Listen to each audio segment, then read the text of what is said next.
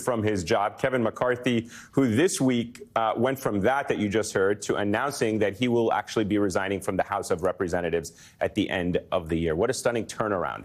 And yet entirely predictable, given the radicalization of House Republicans over the last several years. McCarthy follows two other leaders, Eric Cantor and Paul Ryan. The trio, believe it or not, this is a real book, were once called the Young Guns of the GOP. And now, as you can see, they're all out of Congress. And yet there is something about McCarthy throwing up the white flag that feels uniquely pathetic, I should say. This former alleged standard bearer of the House Republicans is not only hightailing it back to Bakersfield, California, he is doing so in such a way that will functionally kneecap his conservative colleagues. As put by the Washington Post, in resigning, McCarthy is delivering an elbow to the GOP's already anemic House majority. The body currently consists of 221 Republicans, 213 Democrats, one vacancy after George Santos, remember that guy, was expelled. New York Governor Kathy Hochul scheduled the special election in New York to replace Santos in February in a fairly competitive district. Who's to say Democrats don't snag that seat?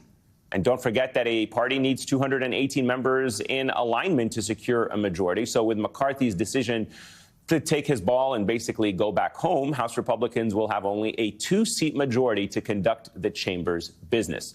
As Hayes Brown writes for MSNBC Daily, in choosing to leave early, McCarthy is making life much more difficult for his successor.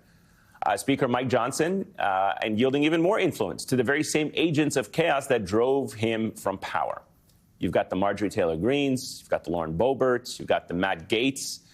Well, their party just got that much more influential because of them and thanks to Kevin McCarthy. And honestly, there's a little bit more. Late yesterday, we learned that Kevin McCarthy has not only endorsed Donald Trump for president, he is actually eager to serve in his cabinet. Yes, believe it or not. It is a big development given the fact that we know from audio recordings that McCarthy blamed Trump for January 6th and wanted him to resign. But let's be honest, are we really surprised?